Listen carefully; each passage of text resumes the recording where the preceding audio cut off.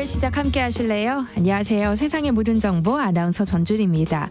4월 총선이 한 달여 앞으로 다가온 가운데 여야의 공천 작업이 마무리 단계에 접어들었습니다. 국민의힘과 민주당 모두 시스템 공천을 내세우며 파격적인 인재 등용을 공언했지만 기성 정치인들이 대거 살아남으면서 국민적 기대에 못 미쳤다는 지적도 나오고 있고요. 청년과 여성을 우선한다는 공천 원칙도 지켜지지 않은 것으로 나타났습니다. 특히 2030 천년층의 경우 지난 대선에서 캐스팅 보트로 주목받았지만 이번 총선에서만큼은 상황이 좀 다른 것 같은데요. 왜 그런 건지 잠시 뒤 여의도 인포메이션 코너에서 자세히 살펴보겠습니다.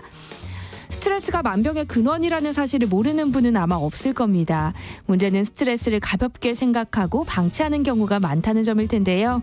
스트레스가 만성화되면 화병과 불면증, 공황장애 같은 질병으로 이어질 수 있고요. 신체 건강에도 악영향을 준다는 점에서 철저한 관리가 필요해 보이는데요. 오늘 똑똑 라디오 주치 코너에서는 스트레스를 다스리는 법, 정신 건강을 지키는 생활 습관에 대해서 알려드릴 예정입니다. 궁금하신 분들 계속해서 함께해 주세요. 세상의 모든 정보는 청취자분들의 관심과 참여 기다립니다. 방송 들으시면서 궁금한 점 있으시거나 의견 공유하고 싶은 분들 계시다면 문자 보내주세요. 참여하실 번호 샵 9730번이고요. 짧은 문자 50원, 긴 문자 100원의 이용료 부과됩니다. 콩 게시판을 통해서도 무료로 참여하실 수 있고요. KBS 1라디오 유튜브 채널을 통해서도 실시간으로 시청 참여하실 수 있습니다. KBS 세상의 모든 정보 지금 시작합니다.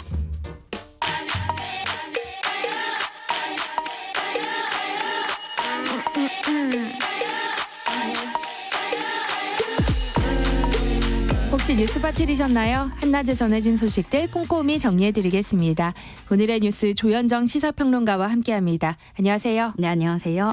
네, 정부가 오늘부터 간호사가 의사 업무 일부를 합법적으로 수행할 수 있도록 했어요. 네, 우선 진료 지원 간호사들을 숙련도와 자격에 따라서 세 가지로 분류를 하는데요. 전문 간호사, 전담 간호사, 일반 간호사 이렇게입니다. 이 전문 간호사들은 추가 자격 시험을 따로 통과한 간호사들이에요. 그래서 이들에게 제일 많은 권한을 부여를 하는데 중환자실 기관 삽관이 있고요. 수술실에서 수술 부위를 봉합할 수 있고 네. 수술 보조, 중환자 심폐소생술, 약물 투여를 모두 할 수 있습니다.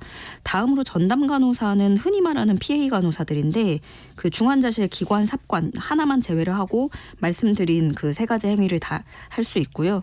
다만 이들 모두가 엑스레이 촬영이라든가 전신 마취 등은 할 수가 없습니다. 당장 이 오늘부터 시행이 되고요. 보건복지부 내 간호사 업무범위 검토위원회를 꾸려서 현장 질의에 신속히 대응해 나가겠다는 방침입니다.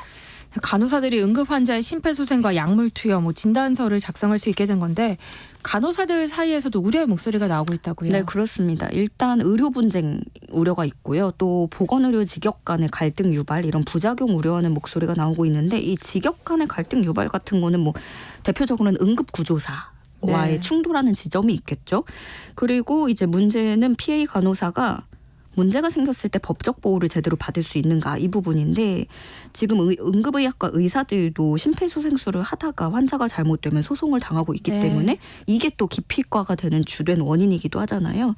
그래서 유인술 대전 응급의료지원센터장은 심폐소생술은 말 그대로 죽고 사는 문제인데 의사들도 멱살이 잡히고 소송에 휩싸이기 일쑤에 그런데 그 PA 간호사들이 지금 이런 상황에 비상진료 체계를 가동 중이라고 해서 환자들이 과연 그냥 넘어가겠느냐 이렇게 반문을 하기도 했고요. 그런 궁금증이 있었어요. 이게 그냥 하는 게 아니라 정부가 나서서 PA들 해라 이렇게 길 터주고 독려를 하는 건데 이게 문제가 될까? 이 부분인데 만약에 의료소송으로 가게 되면 PA 간호사가 불리한 실정이라는 겁니다. 지금 의료법에 따르면 의사, 간호사는 있는데 PA 간호사라는 존재가 명확히 규정돼 있지 않는 거예요. 네. 존재가 없는 거죠. 그래서 설령 재판에서 또 최종적으로는 무죄를 선고받는다고 하더라도 그 과정이 너무나 지난하고 길 것이고 고통이 만만치 않다라는 지적인 거고요. 그 다음으로는 정부가 이 관리감독 부실, 미비로 발생하는 의료사고에 대해서 법적 책임을 의료기관장이 지도록 했는데 이것도 논란입니다. 왜냐하면 수익성이 병원장들로서는 수익성이 악화를 해서 안 그래도 힘든데 네. 소송 리스크를 누가 감수를 하겠느냐 이거예요. 그렇게 되면은 문제는 병원 운영 주체들이 이런 위험도 높은 응급진료, 중증 진료를 더 기피하게 하고 그런 상황을 만들 수 있다는 거죠. 정부는 의료 공백에 대응하기 위해서 건강보험 재정을 투입하기로 했습니다. 그런데 또 이것도 우려의 목소리가 나오고 있어요. 네, 일단 돈이 막대하게 들어가고 물론 이런 국민의 건강권을 지키기 위해서는 뭐 어떤 것보다 최우선적으로 예산이 투입이 돼야 되긴 하겠지만 지금 정부가 1,200억 원대 예비비 편성에 이어서 월 단위로 1,800억 원대 건보 재정을 투입하겠다고 발표를 한 겁니다. 그래서 의료단체들은 즉각적으로 비판을 한 건데 의사 파업 때문에 매출이 급감했다고 해서 그 수익 감소를 벌충하기 위해서 다달이 1,800억 원이 넘는 건보 재정을 사용하는 게 말이 안 되고 또 이런 수가 가사는 병원 수익만 올려주는 것이라서 국민에 기만한다는 주장입니다. 또 공공병원들을 생각하면 지원이 끊겨서 뭐 경영난을 겪고 있는 곳들도 많은데 민간 대형 병원 수익만 우선시를 해주고 있다. 혈세를 투입해서 민간 병원을 챙겨주고 있다라는 거고요. 특히나 이런 매달 1,882억 원씩이나 쓰는 결정을 이런 식으로 일방적으로 독단적으로 할 게 아니라 어떤 사회적 합의 기구가 필요하다는 거죠. 그래서 이런 건강보험 정책 심의 전체 회의에서는 논의도 한 번도 하지 않았다. 이런 지적도 내놨습니다. 네. 이런 가운데 정부의 의대 정원 2,000명 확대 추진의 근거가 됐던 이 보고서 저자들이 정부와는 좀 다른 목소리를 냈나 봐요. 네, 이번에 서울대 의대 교수, 한국개발연구원 연구위원, 한국보건사회연구원 명예연구위원 등등 관련 전문가들이 모여서 긴급 토론회를 열었습니다. 그 몇몇 보고서 책임 연구자들인데 이 보고서들이 의대 정원 2,000명 확대라거나 뭐 2035년에 의사가 10,000명 부족할 것이다. 라는 근거를 도출하게 해준 보고서예요. 그래서 네. 정부도 이 내용을 앞세워서 이 보고서를 앞세워서 증원 계획을 내놓은 거죠. 그런데 정작 해당 연구자들은 물론 이거엔 동의를 합니다. 향후 의사가 그 정도 부족하고 그 정도 필요하다라는 거에서는 인정을 하는데 정원 확대가 한꺼번에 2,000명 갈 게 아니라 점진적인 진행이 필요하다라고 보는 거죠. 네. 그래서 너무 급진적이라서 속도 조절이 필요하다는 건데 그러면서 이들은 국회 중재나 사회적 협의체를 구성할 것을 제안을 했고요. 정부, 의료계, 시민이 참여하는 협의체를 구성해서 논의가 필요가 있다는 겁니다. 또 미국이나 일본 같은 나라에서는 전문 기구를 두고 있다는 점도 설명을 했는데 여기는 이렇게 의사수 추계를 수행을 할 때 이렇게 전문 기구에서 수행을 하고 그걸 토대로 정책 결정을 한다는 거죠. 그래서 우리나라에도 이런 제도가 필요하다라고 제안하고 있습니다. 네.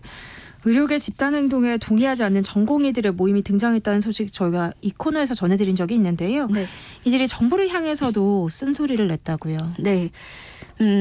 그 이탈한 전공의들과 또 다른 목소리를 내는 전공의들이죠. 이들도 정부의 증원 방안은 졸속이다 지적하고 있습니다. 그 집단 행동에는 동의하지 않고 현장에 남아서 지켜야 한다라는 입장을 견지를 하고 있지만 일단 지금 이런 강대강 대치 속에서 모두가 고민해야 될 더 나은 의료에 대한 논의는 사라졌다라는 부분을 호소를 하고 있는 거고요. 그래서 이제 본인들이 마치 이게 집단 행동을 안 했다고 해서 정부 입장에 선 것처럼 증원안을 밀어붙이는데 이용해서는 안 된다. 이렇게 꼬집었습니다. 네. 전공의 집단 사직에도 불구하고 의료 현장에 남은 전공의들이 있잖아요. 근데 의사 커뮤니티에서 이런 전공의들을 참 의사라고 조롱하면서 개인정보를 공개해서 논란이 일고 있다고요. 네, 이게 참 의사라는 게 뭐 인터넷에서 많이 쓰였던 참된 뭐뭐 이런 네. 걸로 이제 뭐 긍정적인 단어를 붙였지만 사실은 희화하고 비꼬는 내용인 건데요. 그 의사들이 가입할 수 있다는 인터넷 커뮤니티. 그동안 공분을 샀던 논란의 글들도 거의 다 여기서 시작한 것들입니다. 네. 이 전원 가능한 참의사 전공의 리스트라는 제목의 글인데요. 그러니까 지금 집단행동에 동참하지 않은 전공의들 리스트로 정리를 한 겁니다. 이름 일부가 나와 있고 추정되는 출신 학교 정보 등이 적혀 있는데 업계도 워낙에 좁다 보니까 이 정도면 금방 특정이 될 것 같고요. 또 이런 글들의 특징은 이게 아무리 희화화하는 게 아닌 것처럼 써도 대상을 리스트로 만들어서 저격을 한다는 게 네. 문제인 거죠. 그래서 이 글의 댓글만 봐도 평생 박제해야 된다 이런 동조 댓글들이 달려 있고요. 경찰도 그래서 이런 색출 작업에 대해서 우려를 표하고 있습니다. 특히 실명을 게시하는 행위나 협박성 댓글은 형사처벌될 수 있는 엄연한 범죄 행위라고 경고를 했고요. 중대한 행위자에 대해서는 구속수사 가능성도 언급했습니다. 네.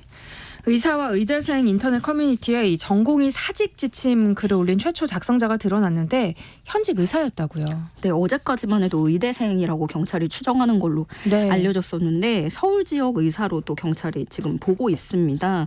전공의 행동 지침이라면서 글이 올라왔던 거고 똑같은 사이트예요. 방금 그 참의사 문제되는 그 글이랑 네. 같은 사이트인데 사직 전에 환자 정보 수정하고 약 처방 바꿔놓으라라고 쓰면서 공분을 샀던 그 글입니다. 결국에 의사로 추정이 되고 있고 경찰은 지금 이 글이 병원의 업무에 지장을 줄 수 있어서 업무방해 혐의가 있다고 보고 있습니다. 경찰은 작성자에게 의료법 위반 업무방해 교사 혐의를 적용할 수 있을 것으로 보고 있습니다. 개원이 단체에서 전공의를 우대하는 구인 공고를 내면서 후배 의사 돕기 움직임이 벌어지고 있는데요. 정부가 이런 움직임은 겸직 위반에 해당된다면서 경고하고 나섰어요. 네, 그러니까 일부 개원이들이 후배들을 돕겠다 하면서 채용하고 아르바이트 쓰게 해주겠다라는 거고요. 실제로 서울시 의사회가 최근에 구인구직 게시판을 열기도 했습니다. 전공의들은 전문의를 딴 건 아니지만 일반의의 자격으로 다른 병원 의원에서 이제 취업을 할 수 있다는 건데 다만 지금 한 가지 주요한 요소가 뭐냐면 전공의들이 사직서를 제출을 한 것이지 이게 수리된 건 아닙니다. 그래서 뭐 출근 안 했는데도 지금 급여가 다달이 나가고 있다라는 보도도 나왔던 건데 네. 어쨌든 간 규정상 그렇게 되면은 이거는 거기 사직 수리가 안 됐는데 겸직이 되는 거죠.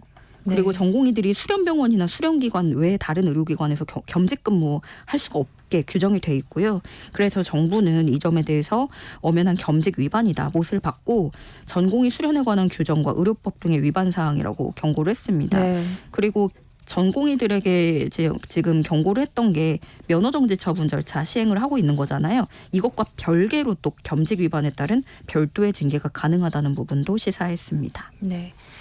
오늘은 국제 여성의 날인데요.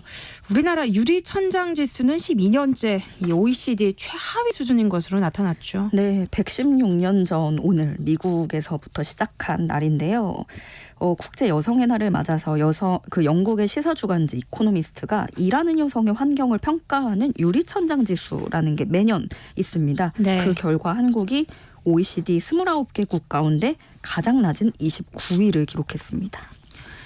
일하는 여성들의 환경이 그만큼 열악하다는 뜻이겠죠. 네, 이 지수가 어떤 것들을 반영을 하냐면 일하는 여성의 노동 참여율, 남녀 고등교육, 소득 격차, 여성의 노동 참여율, 고위직 여성 비율 이런 것들을 반영을 합니다. 그래서 지표별로 좀 보면 우리나라가 남녀 소득 격차에서 31% 기록합니다. 최하위였고요. 여성의 노동 참여율은 남성보다 17.2%포인트 낮았는데 튀르키예, 이탈리아에 이어서 27위를 기록했습니다. 그러니까 이걸 종합해보면 결국에 한국 여성들은 아직도 심각한 소득 불평등을 겪고 있는 것이고 네. 노동시장에서 소외당하고 있고 사회적 권한도 작다 이렇게 정리를 할 수 있겠는데요. 네. 이코노미스트가 이렇게 유리천장 지수를 산정하는 건 2013년부터였습니다. 근데 그때부터 계속해서 한 번도 내주지 않고 우리나라 12년째 부동의 꼴찌를 차지하고 있습니다. 이번에 재밌었던 게 일본에서도 이 발표가 화제가 됐어요. 근데 일본도 하위권이고 최하위권이거든요. 네. 근데 일본에서 이제 누리꾼들이 우리보다 낮은 나라가 어디냐. 그게 한국이었다. 이렇게 대단하다. 이런 반응이 나오고 있는 거거든요. 네. 이코노미스트는 이번 분석을 내놓으면서 북유럽 국가들이 항상 상위권을 장악하고 한국, 일본, 튀르키예 등이 바닥권에 있다. 이렇게 지적했습니다. 여성가족부는 지난달 20일 김현숙 장관의 사표가 수리된 이후 후임 장관 없이 그냥 차관 대행 체제로 운영되고 있잖아요. 네. 지금 분위기 어떤가요? 그러니까 장관 사표 수리된 김에 그냥 차관 대행 체제로 가면서 네. 이른바 조직 힘 빼기 인사가 이어지고 있다. 사실상 부처 폐지 수순에 들어갔다라는 평가가 나오고요. 특히 최근에 국장 2명이 직위 해제 또 대기 발령되면서 내부 분위기는 상당히 가라앉아 있다고 합니다. 타 부처들에 비해서 업무 보고라든가 이런 시간도 너무 짧고 어떤 노골적인 차별 대우를 받으면서 직원들이 느끼는 무력감은 상당하다고 전해지는데요. 이번에 여가부가 낸 여성의 날 메시지에서도 그 기류 변화를 읽을 수가 있겠습니다. 그러니까 여가부 폐지를 이렇게 정부가 나서서 폐지하겠다 딱 이렇게 공약을 내세우기 전에 이게 어떤 그 테이블로 올라오기 전에는 네. 자연스럽게 몇 년 동안 여가부가 내는 메시지에는 성평등이라는 단어가 들어가 있었고요. 무엇보다 여성의 삶 자체에 독자적으로 집중을 한 면이 있다면 이번에는 제가 왜 독자적이라고 설명을 했냐면 다분히 좀 종속적이다 이렇게 볼 수 있는 게 일가정 양립 시스템을 상당히 강조를 하고 있어요. 그러면서 생산 가능 인구 감소라는 인구 위기 속에서 국가 경쟁력을 지킬 돌파구 이런 표현을 또 하기도 했습니다. 그러니까 어떤 여성을 주체적으로 이렇게 단독적으로 보기보다는 생산 가능 인구 그렇게 보는 그런 측면이 더 강한 거죠. 여성의 날 메시지에서도 좀 온도차가 느껴지네요. 네. 김영삼 전 대통령의 부인인 손명순 여사의 별세 소식이 전해지면서 이 정계의 애도가 이어지고 있죠. 네, 어제 향년 96세 일기로 별세했습니다. 김영삼 전 대통령이 서거한 지 9년 만이고요. 건강이 악화하면서 지난해 김영삼 전 대통령 서거 8주기 추모식에 참석하지 못했었습니다. 지금 대대적으로 뭐 보도에 살아생전의 모습 어떤 일들이 있었는지 이런 일대기가 나오고 있는데 두 사람이 생전에도 금슬이 좋기로 자자했었잖아요. 이 김영삼 전 대통령이 결혼 60주년 때 했던 이야기도 많이 회자가 되고 있는데 내 인생에서 스스로 잘했다고 생각하는 것 중에 하나 민주화를 이뤄낸 일, 또 다른 하나는 손명순 여사를 아내로 맞이한 일 이렇게 얘기를 하기도 했었습니다. 손명순 여사는 다른 영부인들에 비해서는 언론의 스포트라이트에서는 다소 좀 비켜서 있던 편인데요. 네. 그러면서도 정치 역정에 고비가 왔을 때는 적극적으로 나서는 모습도 있었습니다. 예를 들어서 1983년에 김 전 대통령이 그 역대급 장시간의 단식 투쟁을 벌였을 때 네. 외신 기자들에게 본인이 일일이 전화를 돌려서 세계에 이 소식을 알리기도 했고요. 또 영부인 시절에 참모 아내들과의 모임을 모두 없앤 것으로도 알려져 있습니다. 이번에 손명순 여사가 별세를 함으로써 이른바 삼김시대 일원과 그 배우자들은 모두 세상을 떠나게 됐는데요. 윤석열 대통령은 평생 신실한 믿음을 지키며 소박하고 따뜻한 삶을 사셨다. 신문 독자 투고란까지 챙겨 읽으며 김영삼 대통령님께 민심을 전하셨다라고 전했고요. 지금 정치권 인사들 조문도 이어지면서 대통령실 참모들을 비롯해서 여야 지도부가 차례로 논평을 내고 빈소를 찾고 있는 중입니다. 한나절 교양 파트너 지금 여러분께서는 세상의 모든 정보와 함께하고 계십니다. 네, 호주 대사로 부임 예정인 이종섭 전 국방부 장관이 당초 오늘로 예정됐던 출국을 연기했어요. 출국 금지 논란의 부임 시기를 좀 다시 조율하고 있는 것으로 보이죠. 네, 그 해병대 최상병 사건 외압 의혹의 핵심 인물로 지목이 되면서 공수처 수사 대상인 이종섭 신임 호주 대사죠. 원래 출국 금지 상태였는데 당초 오늘 오후에는 시드니로 출국할 예정이었고요. 그러다가 이 사실이 언론 통해 알려지게 되면서 논란이 불거졌고 오늘 급작스럽게 출국을 미루게 됐더라고요. 네. 그래서 이제 이종섭 내정자는 출국 금지 조치 2일을 제기한 상태고요. 어제는 공수처에 자진 출석을 해서 4시간가량 약식 조사를 받기도 했는데 법무부는 이 출국 금지 조치가 해제됐는지 안 됐는지 이 부분에 대해서는 여부를 밝히고 있지는 않지만 좀 출국을 허용하는 쪽으로 논의가 진행되고 있는 것으로 전해집니다. 네. 그런데 인사 검증 시스템에 대한 논란은 계속되고 있는 것 같습니다. 뭐 대통령실과 인사 검증을 맡았던 법무부 모두 이 출국 금지 사실을 몰랐다는 거잖아요. 맞습니다. 대통령실은 심지어 직접 임명한 당사자인데 전혀 몰랐다라고 밝혔고 공수처 수사 상황에 대해서 일절 모르고 그건 모든 것은 공수처가 알아서 하는 일이다라고 이야기를 했습니다. 법무부 같은 경우에는 1차 인사검증을 담당하는데 여기서도 어떤 출국 금지 여부를 걸러내지 못했다라는 거고요. 그런데 일단 국민적 관심이 큰 사건인데 그런 핵심 인물, 피의자 신분으로 조사를 받는 사람을 대사로 지명을 했다는 거에서 먼저 논란이 되고 있고 네. 그 다음으로 출국 금지에 대한 여부를 전혀 모르고 다른 나라에게 주재국 동의를 요청했다는 거. 예, 그 자체로 상대국에게 외교 결례가 될 뿐만 아니라 이걸 모르고 또 허가를 내준 호주로서는 충분히 불만 제기를 할 수 있는 문제다라는 지적 나옵니다. 네, 오늘의 뉴스 여기까지 하겠습니다. 네, 봄인데도 바람이 불면서 꽤 쌀쌀한 날씨가 이어지고 있습니다. 청취자분들도 감기 조심하시고요. 조현정 시사평론가도 주말 푹 쉬시고 네. 해차한 모습으로 다시 만나요. 좋은 목소리로 돌아오겠습니다. 네, 죄송합니다. 오늘 특히나 고생 많으셨어요. 네. 조현정 시사평론가와 함께했습니다. 고맙습니다. 네, 고맙습니다. KBS 1라디오 세상의 모든 정보 함께하고 계신 지금 시각은 12시 40분입니다. 이 시각 교통정보 알아봅니다. 점심시간에 접어들면서 정체는 주춤해졌지만 돌발 구간이 많습니다. 영동고속도로 강릉 쪽으로 마성터널 부근 3차로에서는 사고가 나면서 이 마성터널에서 용인 사이로 정체 심해졌고요.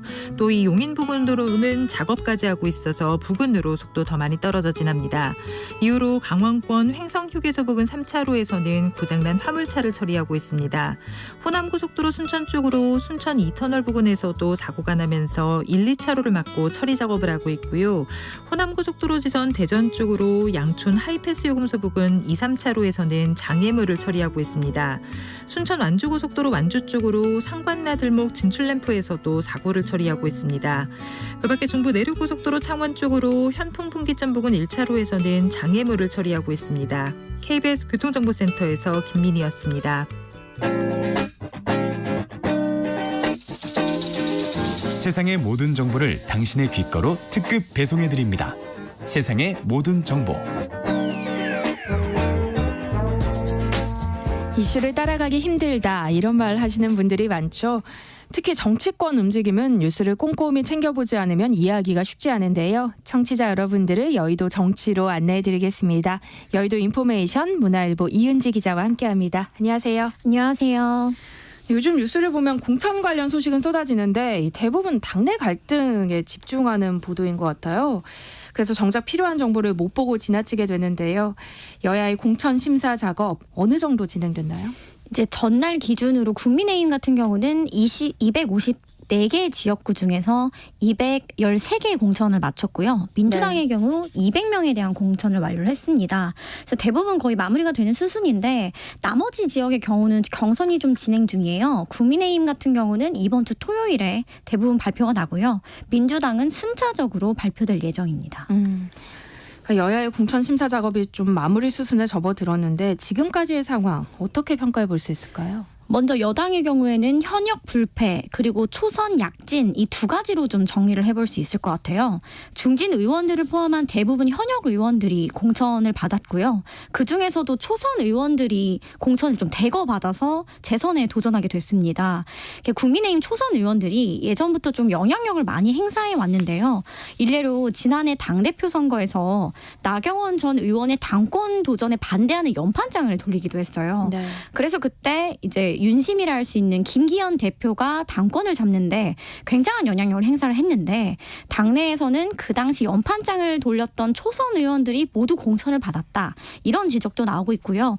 야당의 경우에는 이제 여권이 비판하고 있는 게 지금 비명횡사, 친명횡재라는 말이 나올 만큼 네. 이제 감점 페널티가 이제 공천 배제 수준에 가까운 하위 20%라고 하죠. 그 하위 20%에 든 비명계 의원들이 이번에 경선에서 줄줄이 탈락을 하면서 논란이 좀 되고 있어요. 또 비명 의원들을 제치고 경선에서 이겼거나 아니면 단수 공천을 받은 후보들이 대부분 친명 원외 인사들이거나 아니면 이재명 대표 체제에서 영입한 인재들이라서 또 좀 논란이 되고 있습니다. 여야 모두 시스템 공천을 내세우고는 있지만 현역 교체율이 그리 높지는 않다고요. 네, 국민의힘의 경우에는 이제 아직 경선 발표가 나지 않아서 향후 숫자는 더 늘 걸로 보이는데요. 이제 어제까지 보면 국민의힘이 지난 이제 21대 국회 지역구 의석이 총 90석입니다. 근데 그 중에서 전날까지 그 공천을 확정받은 현역 의원이 60명에 육박을 해요. 네. 그럼 3분의 2가 현역 의원들이 공천을 받은 거고요. 현역 의원이 컷오프된 사례도 현재로서는 한 자릿수대를 유지하고 있습니다. 그리고 민주당도 아직 경선이 진행 중이지만 지역구가 147석이에요. 그중에 85명의 현역 의원들이 공천을 받아서 60%가 조금 안 되는 비율인데요. 국민의힘에 비해서는 현역 의원 공천 비율은 낮은 편인데 네. 현역 의원 불출마가 유독 많았어요. 민주당에서. 이를 제외하면 거의 비슷한 수준이라고 볼 수 있을 것 같습니다. 지난 대선에서는 2030 청년층이 캐스팅 보트로 굉장히 주목을 받았잖아요. 근데 이번 총선에서는 청년들이 크게 주목받지 못하고 있는 것 같아요. 청년 공천 비율이 굉장히 낮게 나타났는데요. 네. 국민의힘에서는 청년 예비 후보 지원자가 이번에 80명이었더라고요. 공천이 확정된 건 10명이 채 되지 않았습니다. 그래서 이 중에서 현재까지 경선 기회조차 얻지 못하거나 경선에서 탈락한 후보는 30여 명으로 집계가 됐습니다. 민주당의 경우는 50명, 약 50명의 청년 예비 후보가 선관위에 등록을 했는데 공천이 확정된 청년 후보가 7명이에요. 여기에서 이제 전략 공천이 된 예비 후보를 포함하면 9명 정도가 되는데 또 이 중에서 현역 의원이 3명이라서 원외 정치 신인은 6명 정도가 된 겁니다. 실제 민주당의 경우 청년 가산점 10%가 있는데요. 이는 경선에 올라가서 받을 수 있는 가점이에요. 네. 그래서 애초에 경선 기회조차 못 얻는 청년 후보들도 많았다. 이렇게 정리를 좀 할 수 있을 것 같습니다. 그나마 또 공천을 받은 청년 후보들마저도 당에서 소위 험지로 분류되는 지역에 출마한다고요.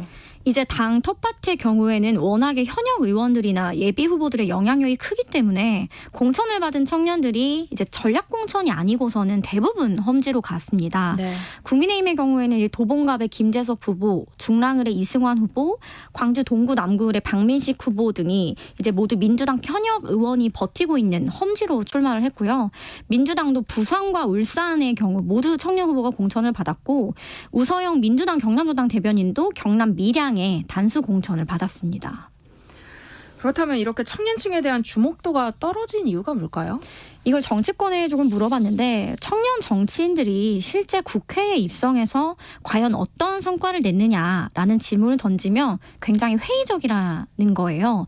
매 선거 때마다 시대 정신이라는 게 또 있잖아요. 네. 이번 선거는 정권 심판, 야당 심판 이 두 가지 프레임이 굉장히 세게 붙고 있는 국면이라서 청년 공천 확대라든지 뭐 여성 공천 확대 이런 캐치프레이즈가 잘 작동하지 않고 있다라고 이야기를 하더라고요. 네.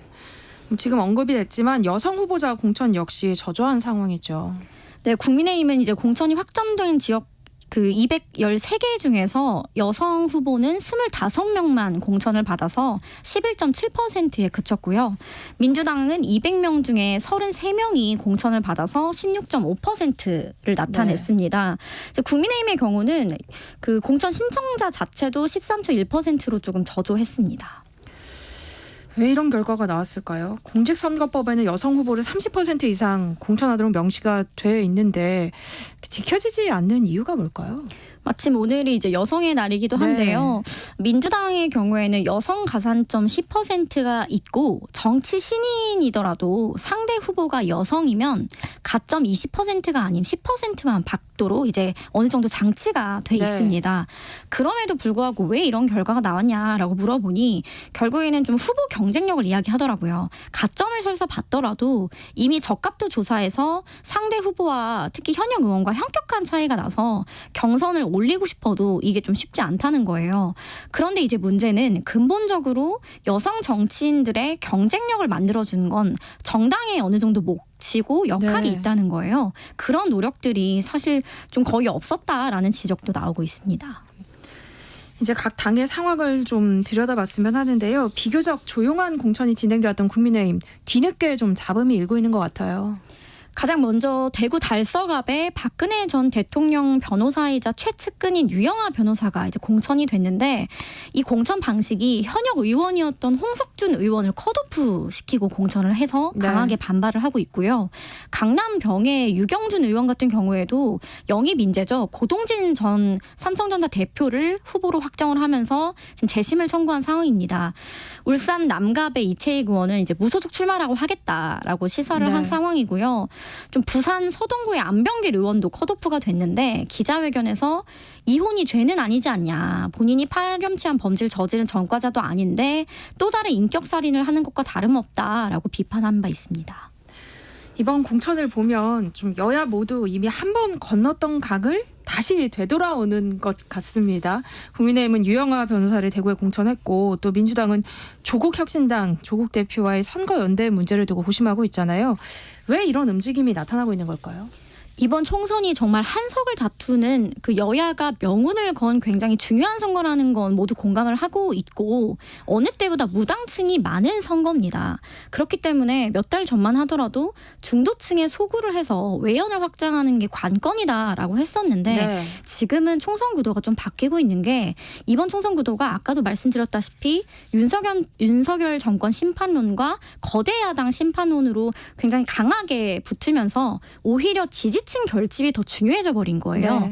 그래서 중도층을 고려한다면 이런 공천이 나올 수 없는데 지금은 양 지지층이 더 극단으로 대립하는 상황이기 때문에 지지층 결집에 더 무게가 실리고 있는 상황으로 보면 될 것 같고요. 네. 이제 당내 분위기 같은 경우는 민주당 같은 경우 최근에 공천 잡음이 일면서 좀 지지층들이 민주당에 실망을 한 게 크다는 거예요. 네. 근데 그런 반대급부로 조국 신당이 오히려 큰 지지를 얻게 되는 효과가 있어서 그런 부분에 대해서는 민주당도 나쁘지 않은 카드다. 조국 신당이 오히려 지지층이 공천에 실망해서 투표장에 안 나올 수 있는 걸 그래도 비례대표로 이제 조국 신당을 찍으려고 나올 것이다. 이런 긍정적인 시각도 있습니다. 네. 국민의힘은 이뇨한 전 혁신위원장에게 비례대표 신청을 요청했다고 하는데요. 이건 어떤 맥락으로 봐야 할까요? 국민의힘이 2021년에 서진 정책의 일환으로 호남과 같이 이제 당세가 약한 지역 출신 인사들을 비례대표 후보로 우선 추천하는 규정을 명문화한 바 있어요. 네. 그래서 이 같은 맥락에서 이번 비례대표 이제 위성정당인 국민의 미래 후보 공천 때 호남 출신 인사를 좀 당선권에 드는 앞번호에 우선 배치하겠다 이런 방침인데요. 대표적으로 이뇨한 전 혁신위원장이 전남 순천 출신인데다 네. 그래서 이 조건에 딱 들어맞고 인지도도 굉장히 높기 때문에 거론이 되고 있는 거라고 보시면 될 것 같습니다. 이야기가 나와서 말인데요. 여야가 위성정당의 비례대표 공천 작업에 본격적으로 착수했다고 하는데 지금 당장 관심이 쏠리는 건 여야의 의원 꿔주기 규모가 얼마나 될까 하는 부분 아니겠어요? 네, 맞습니다. 이 비례대표 투표용지에서 그 순번이 원내 의석수에 따라 정해지기 때문에 앞번호를 받으려면 거대 양당에서 현역 의원을 위성정당으로 배치하는 게 불가피해요. 이를 이른바 의원 꿔주기라고 표현을 하는데요. 네. 이제 앞서 4년 전 지난 총선에서 국민의힘의 전신이었던 미래통합당은 위성정당인 미래한국당의 현역 의원 20명을 이렇게 꿔주기로 했고요. 민주당 같은 경우는 이제 8명을 각각 이적시켜서 이제 4번, 5번을 가져간 바가 있습니다. 그래서 이번에도 이제 불출마를 선언한 비례대표나 경선에서 탈락한 현역 의원들이 위성정당으로 가는 방안이 유력하게 검토되고 있습니다. 민주당 얘기도 좀 해봤으면 하는데요. 수요일 밤에 발표된 민주당 총선 경선에서 이른바 비명계 의원들이 대거 탈락했잖아요. 그런데 경선에서 탈락한 현역 의원들의 반응이 좀 이전과 달라 보여요. 네, 그 이전에 반발했던 비명계 의원들은 하위 20%에 속했더라도 경선 기회만 달라. 이게 가장 큰 요구였는데 네. 그 기회조차 받지 못하니까 탈당을 한 거거든요. 근데 이번에는 하위 20%에 들었음에도 불구하고 어쨌든 경선 기회는 부여받은 것이기 때문에 결과를 좀 빠르게 받아들이는 반응이 나온 걸로 보입니다. 네. 그러면 민주당 공천 갈등 이대로 좀 잦아들 거라고 보이세요? 지금은 좀 잦아드는 분위기이긴 한데요. 향후 경선 결과 발표가 더 남아서 결과는 지켜봐야 할 것 같고요. 후폭풍이라고 이야기를 하잖아요. 네. 비명계 의원들이 지금 당장은 승복을 하더라도 경선에서 비명계 의원들이 대거 탈락했고 친명 원외 인사들이 대거 공천을 받는 상황에 대해서 당내 비토가 상당하기 때문에 공천 잡음이 설사 잦아들더라도 국민과 당원들이 선거로 심판할 수 있다. 이런 우려가 당 내에서는 굉장히 큰 상황입니다. 네. 세상의 모든 지식 여의도 인포메이션 오늘은 여기까지 하겠습니다. 지금까지 문화일보 이은지 기자와 함께했습니다. 고맙습니다. 감사합니다. KBS 세상의 모든 정보 1부 순서는 여기서 마무리하겠습니다. 이어지는 2부에서는 건강에 관한 모든 궁금증을 풀어드리는 시간이죠. 라디오 주치 코너와 한낮의 음악실 김윤아의 멜로우팝 기다리고 있습니다. 그럼 전 2부에 다시 찾아오겠습니다.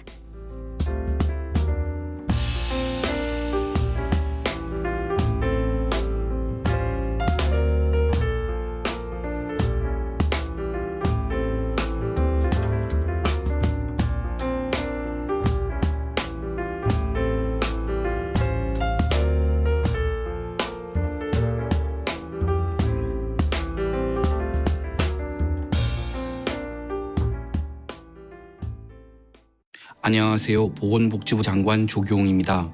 정부는 국민의 생사가 달린 중증 응급의료가 빈틈없이 운영될 수 있도록 최선을 다하고 있습니다. 국민 여러분께 부탁드립니다. 사명감으로 의료기관을 지키는 의료진이 중증 응급 환자 진료에 집중할 수 있도록 가벼운 질환은 가까운 동네 병의원이나 비대면 진료를 이용해 주십시오. 의료가 멈추면 개혁도 멈췄던 과거의 실패 사례를 또다시 반복할 수 없습니다. 국민이 아플 때 제때 제대로 치료받을 수 있도록 이번 의료계획을 반드시 완수하겠습니다. 감사합니다.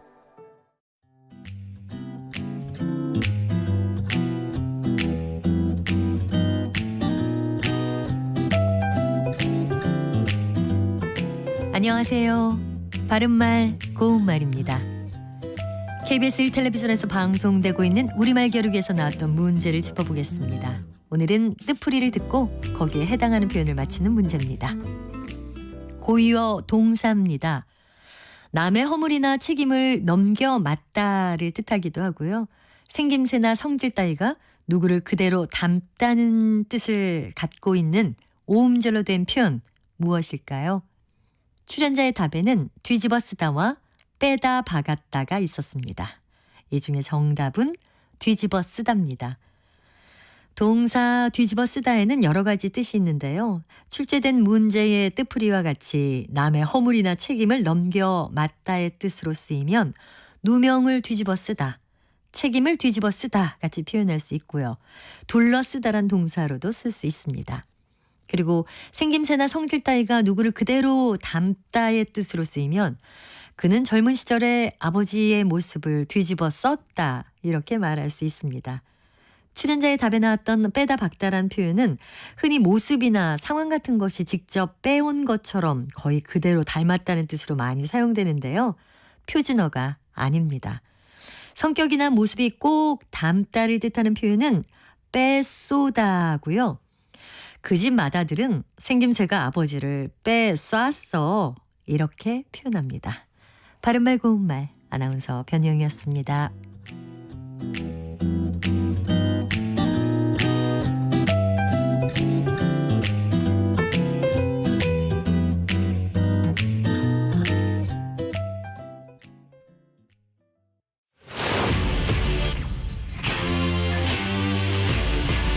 토론에 정답은 없습니다. 토론이 세상을 바꿀 수도 없습니다. 하지만 질문은 새로운 세상을 만들 수 있습니다. 질문으로 올바른 세상을 만드는 첫걸음. 평일 저녁 7시 20분 KBS 열린 토론.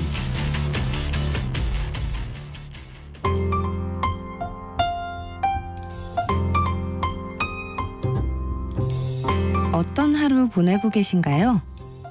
눈코 뜰 새 없이 바쁘게 지나가는 한 주. 월요일부터 금요일, 매일 밤 10시부터 12시까지는 오롯이 당신만을 위한 시간입니다. 당신을 위한 지식 쉼터. 오늘 밤 일라디오.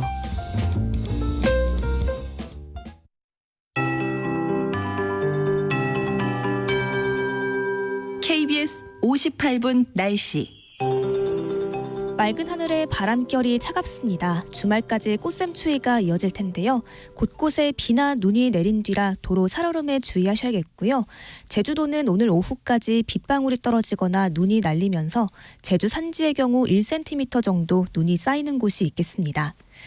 오늘 낮 기온 어제와 비슷하거나 조금 낮겠습니다. 서울이 6도, 강릉 대전 8도, 광주 제주 9도, 부산 11도 안팎까지 오르겠지만 바람이 강해서 종일 쌀쌀하겠습니다.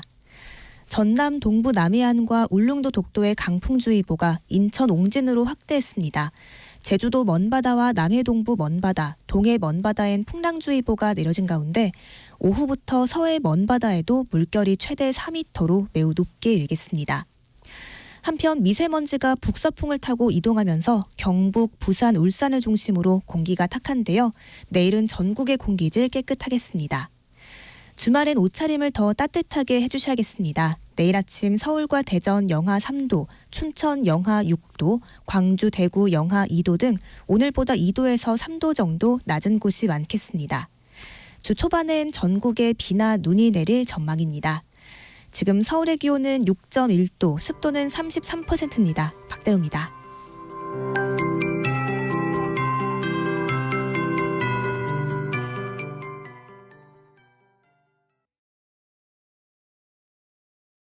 정성을 다하는 국민의 방송 KBS가 한시를 알려드립니다.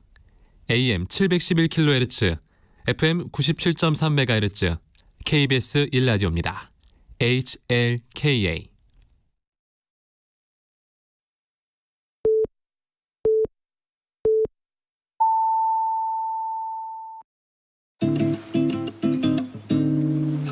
나른한 오후를 책임질 영양 만점 지식 비타민. 세상의 모든 정보.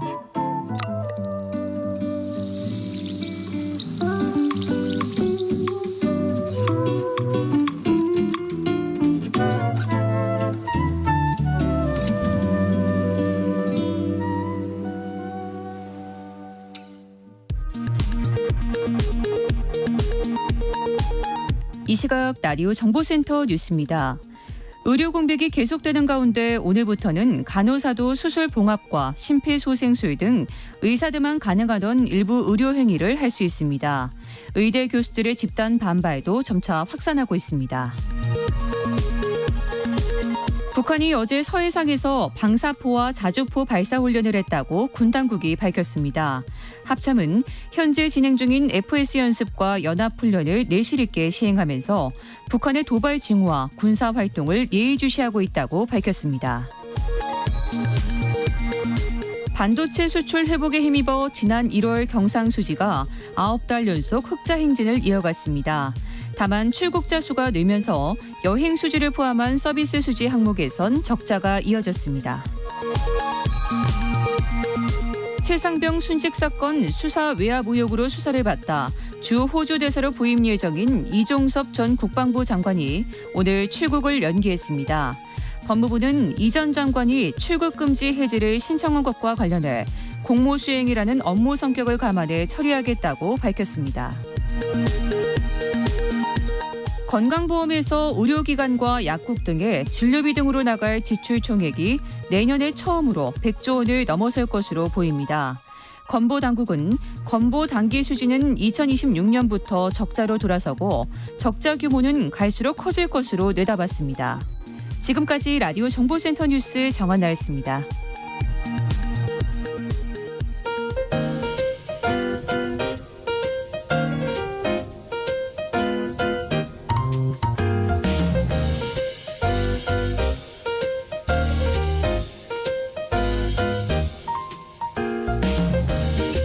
정신없이 바쁜 하루, 지금 우리 주변에서 벌어지고 있는 사건 사고 소식들 한숨 돌리며 살펴보시죠. 하프타임 뉴스 박지연 뉴스캐스터와 함께합니다. 안녕하세요. 안녕하세요.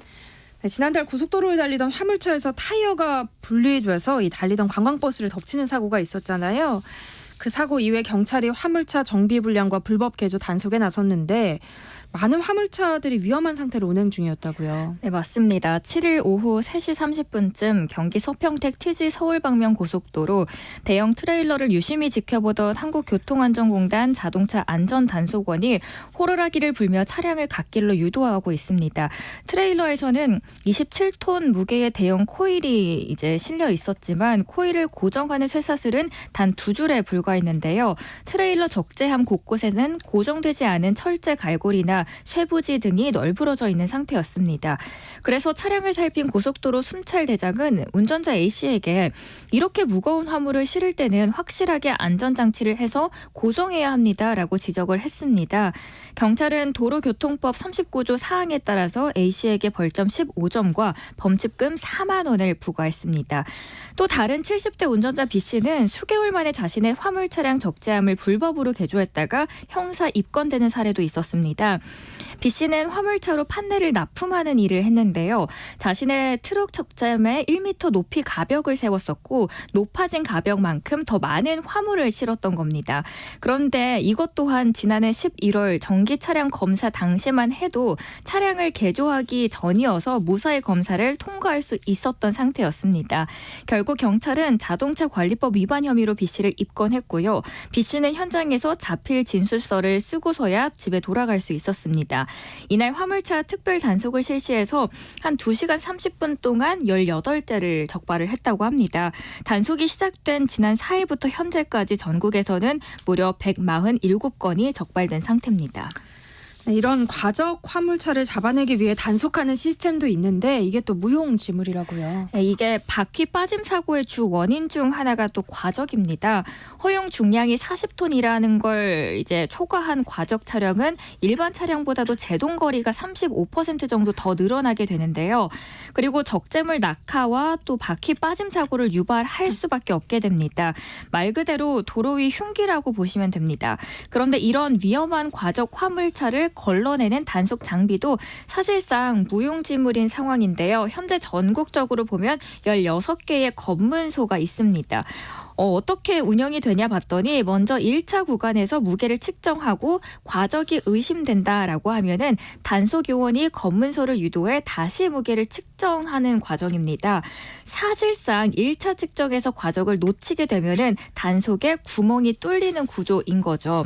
고속 축중기는 68억 원을 들여서 2022년 처음 설치를 했습니다. 이게 뭔지부터 설명을 드리자면 화물차의 첫 바퀴 무게부터 마지막 바퀴 무게를 합산해서 과적 혐의를 선별하는 장치인데요. 문제는 이 측정 오차가 무려 58%가 넘습니다. 사실상 측정이 무의미한 수준인 거고요. 실제로 지난해 과적으로 판단한 차량 가운데 최종 과적으로 확인된 경우는 4%에 불과합니다. 심각하게는 지난 5년만 보면은 1.2%를 기록한 해도 있었습니다. 실제 측정 오류 사례가 얼마나 되나 찾아보니 2022년부터 최근까지는 3,500건입니다. 아니 왜 이렇게 오류가 많은 거예요? 그렇죠. 왜 이렇게 오류가 많나 찾아보니 핵심 부품은 앞전 센서인데요. 문제는 이 센서가 온도 변화에 매우 취약하다라는 겁니다. 영상 10도 정도에서는 오차가 한 마이너스 58% 정도입니다. 온도가 낮을수록 오차는 더 커지고요. 온도가 높은 여름에도 사정은 마찬가지다 보니 측정이 의미가 없는 수준입니다. 미국과 유럽에서는 그래서 세라믹 소재 센서보다는 온도에 덜 민감한 쿼츠 센서를 쓰고 있습니다. 그러면 왜 한국은 이 세라믹 소재를 고집하는 걸까 보니 다른 센서들보다 가격이 10분의 1 수준으로 저렴합니다. 실제로는 과적 단속 기능도 하지 못하는 장비를 단지 가격 때문에 도입한 셈인데 과적 단속 시스템은 오늘도 구멍난 채 운영이 되고 있습니다. 네. 다음 뉴스 보죠. 테라 루나 폭락 사태의 핵심 인물 권도영 씨가 이 미국이 아닌 한국에서 재판을 받게 됐어요. 얼마 전에 저희가 전해드렸던 소식인데요. 새로운 소식이 나와서 전해드립니다. 테라 루나 폭락 사태의 핵심 피의자 권도영 테라폼넥스 대표를 미국이 아닌 한국으로 송환하라고 결정이 됐습니다. 불과 2주 전 미국 송환을 하라고 했다가 항소법원이 법 위반이 있었다라고 하면서 파기환송하자 판단을 뒤집은 건데요. 결국은 범죄인 인도 요청 순서가 결정적인 변수가 됐습니다. 한국의 범죄인 인도 요청이 미국보다 더 빨랐다라고 판단을 한 거죠. 미국의 범죄인 인도 요청 공문은 지난해 3월 27일, 한국의 공문은 같은 해 3월 28일에 도착을 했습니다. 잘 살펴보면은 미국의 공문이 하루 빨리 도착을 했지만 문제는 미국의 공문에는 권 씨에 대한 임시 구금을 요청하라는 내용만 담겨 있었습니다. 따라서 항소법원은 임시 구금을 요청한 미국의 공문을 범죄인 인도 요청으로 간주할 수 없다라고 판단한 거고요. 반면에 한국의 공문을 봤더니 비록 하루 늦게 도착하기는 했는데 범죄인 인도 요청서가 첨부가 되어 있던 상황이었습니다. 그래서 여기에 고등법원은 그 판단을 수용할 수밖에 없었던 걸로 보입니다. 권 씨는 이르면 다음 주 늦어도 23일쯤에 호송관들과 함께 한국행 비행기에 탑승할 것으로 보이는데요. 마지막 변수가 남아있긴 합니다. 몬테네그로 법무부의 최종 결정입니다. 법무부 장관이 그간 권 씨 송환국과 관련해서 미국은 우리의 가장 중요한 대외정책 파트너라고 밝히면서 미국행의 무게를 두었다는 점에서는 사법부의 결정을 그대로 수용할지는 좀 미지수가 남아있는 상황입니다. 네. 권 씨 측은 그동안 미국이 아닌 한국으로의 송환을 주장해 왔는데요.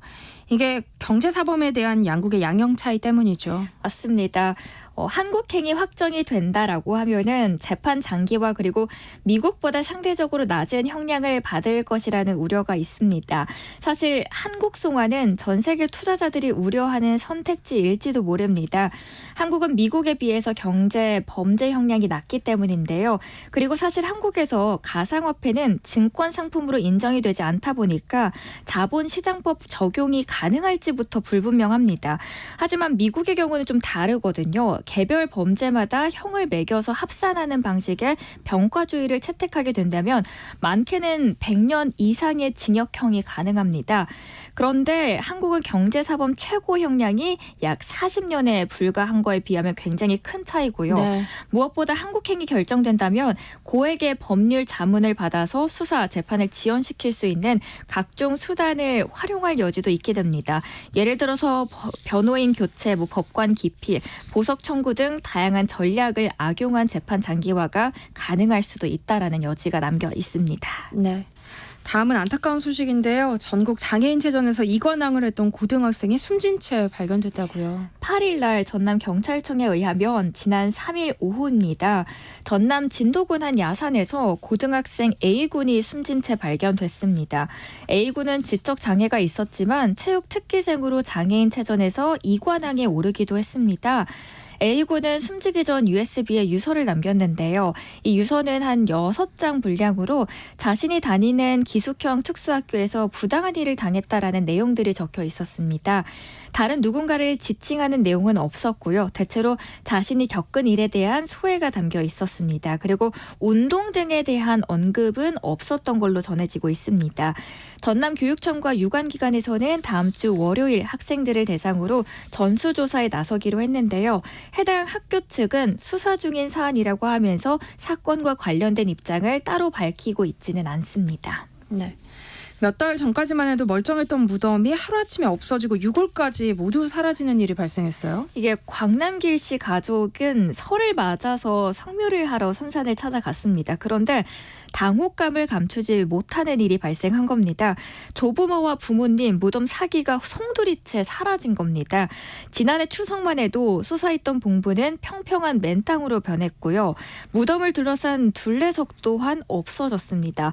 현장에는 굴착기 바퀴 자국으로 보이는 흔적들이 선명하게 남아 있었는데 경찰 조사 결과 피해자는 신고자 옆 땅 주인인데 본인이 자기 땅인 줄 알고 파묘한 겁니다.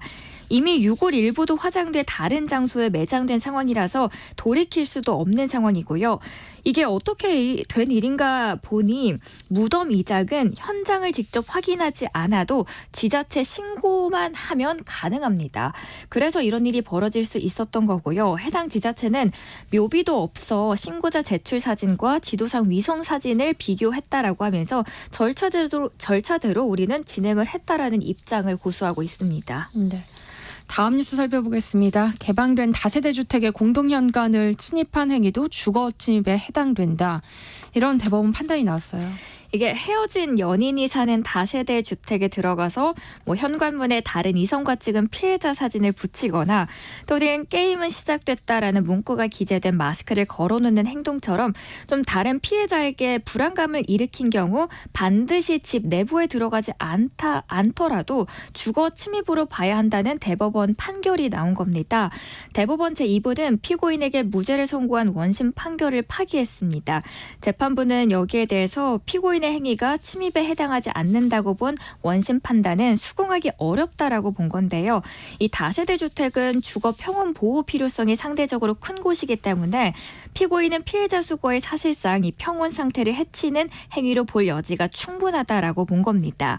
이 피고인은 2021년 6월 12일 날 헤어진 연인의 대화를 녹음하기 위해서 주거 공간에 침입하기도 하고 그 다음 달에는 협박 문구가 기재된 마스크와 사진 등을 걸어놓는 혐의로 기소가 됐습니다. 1심 재판부는 벌금 500만 원의 유죄를 선고했지만 2심은 무죄로 보게 됩니다. 이 당시 재판부는 피해자 거주지가 있는 빌라 건물의 공동 현관에 도어락이 설치되어 있지 않았고 경비원도 없고 공동 현관과 연결된 주차장 CCTV가 설치되어 있지만 작동되지 않는 것처럼 외형적으로 봤을 때 외부인의 무단 출입을 통제하고 있다고 보기 어렵다라는 점에 주목을 했던 겁니다. 또한 피고인이 당시 피해자의 현관문을 열려고 하는 별다른 행동을 하지 않았다라는 점에 무죄 선고를 했던 건데 이번에 대법원의 판단은 좀 달랐던 겁니다. 무단 출입은 통제하고 있지 않더라도 외부인의 출입이 일반적으로 허용된다라고 보기 어렵다면서 유죄로 판단을 한 거고요. 피해자는 피고인의 출입을 승낙한 적이 없었고 피해자는 당시 사건을 인식하지 못했다고 하더라도 이를 알게 되면서 곧바로 경찰에 신고를 했고 이런 행위로 공포감을 느꼈다라는 점에 더 무게를 둔 겁니다. 네. 초등학생 자녀가 무인 문구점에서 물건을 훔쳐와서 부모가 대신 사과를 했는데 업주가 5배의 보상을 요구했다. 이런 글이 온라인에 올라와서 논란이 되고 있더라고요. 네, 전남 순천에 사는 A씨의 이야기입니다. 초등학교 3학년인 자녀가 무인 문구점에서 4만 원짜리 포켓몬 카드 박스를 훔쳤다는 사실을 알게 됐습니다. A씨는 이걸 알고 곧바로 주인에게 연락해서 죄송하다, 제가 보상해드리겠다라고 전했는데요. 얼마 뒤 A씨는 주인으로부터 전화를 받게 됩니다. 그런데 다소 당황스러운 말을 들었습니다. 20만 원을 주시면 될 것 같다. 아이가 이번이 처음이 아닐 수도 있지 않냐라는 전화를 받게 되는 겁니다. 네. A씨는 이해가 되지 않아서 그런 금액은 지불하지 못하겠다라고 전하자 문구점 주인은 아이를 신고하겠다라고 하면서 결국 진짜로 경찰을 불렀습니다. 정말 경찰은 출동을 하게 됐고 경찰관들에 의해서 보상 금액은 4만 원으로 일단락이 됐지만 A씨는 아이들이 성장하면서 그런 잘못들을 할 수 있다고 생각하는데 그걸로 이익을 챙기려는 건 아닌지 모르겠다라고 하면서 안타까운 심정을 토로를 했습니다. 이 소식을 접한 누리꾼들은 절도의 심각성을 고려해서 업주 입장을 옹호하는가 하면 또 업주 요구가 너무 과하다는 지적도 나오는 등 반응은 다소 엇갈리고 있습니다. 네, 하프타임 뉴스 여기까지 듣겠습니다. 박지원 뉴스캐스터와 함께했습니다. 고맙습니다. 고맙습니다. 내일 점심 메뉴 추천. 귀로 듣는 푸짐한 지식 한 상 어떠세요? 세상의 모든 정보. 아나운서 전주리입니다.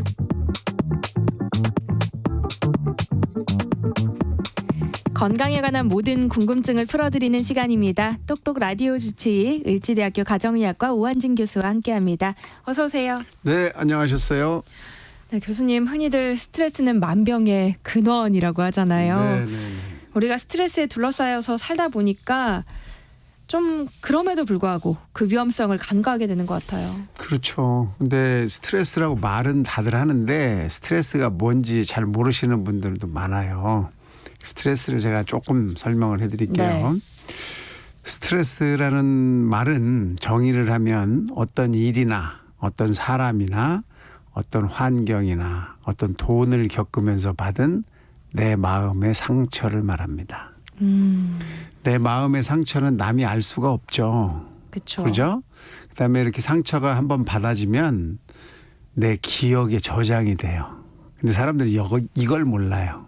그냥 스트레스가 있었어, 끝났어 나 이렇게 생각을 하는데 이게 기억에 저장이 됩니다. 저장이 되고 나면 그 일이 해결돼도 그 사람이 나한테 와서 10,000번을 빌어도 그 환경이 좋아져도 그 돈이 돌아와도 기억에 박혀있는 그 상처는 회복이 잘 안 돼요. 네. 그러니까 스트레스는 내가 죽을 때까지 해결되는 게 아니다. 이걸 알고 계셔야 돼요. 기억에 자꾸 쌓인다.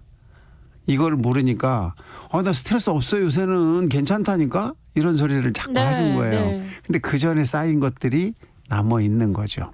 그래서 그 상태에서 내가 견딜 수 있는 수위를 조금 넘어갈 정도로 스트레스가 쌓이면 그때부터 몸이 아파요. 근데 그 몸이 아픈 걸 가지고 병원에 가면 의사 선생님이 병 없다고 자꾸 그러니까 아니 나는 아파서 왔는데 왜 병 없다고 그러냐고 이제 약간의 갈등이 생기는 거죠. 스트레스 이렇게 어렵습니다. 그럼 스트레스 어떻게 관리해야 해요? 스트레스 관리는 자존감을 회복하는 데에서부터 옵니다. 내가 견딜 수 있는 정도까지만 자꾸 스트레스가 쌓이면 나는 안 아파요. 근데 네. 내가 견딜 수 있는 힘보다 더 많아지면 내가 아파지는 거거든요. 네. 그러니까 견딜 수 있는 힘을 높이는 거예요. 그게 스트레스 관리입니다. 네. 스트레스를 해결하는 게 아니라 내가 그걸 이겨낼 수 있는 힘이 커져야 돼요. 그게 자존감이에요. 자존감 회복의 1번은 칭찬과 성취감입니다. 칭찬을 자꾸 들을 수 있고 성취감을 느낄 수 있는 일을 하셔야 돼요. 네. 그 일은 두 가지가 있죠. 네. 돈 받고 하는 일 지금 하시잖아요. 네. 또 하나는 돈 안 받고 하는 일, 봉사.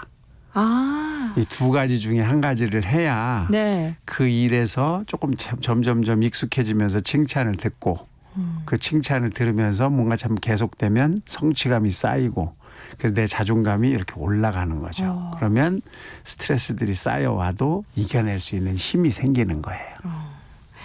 오늘 똑똑 라디오 주치의 코너에서는 만병의 근원인 스트레스를 다스리는 법, 정신 건강을 지키는 생활 습관에 대해서 알아볼 예정인데요. 관련해서 궁금한 점 있으신 분들 문자 보내주시기 바랍니다. 참여하실 번호는 샵 9730번이고요. 짧은 문자는 50원, 긴 문자는 100원의 정보 이용료 있습니다.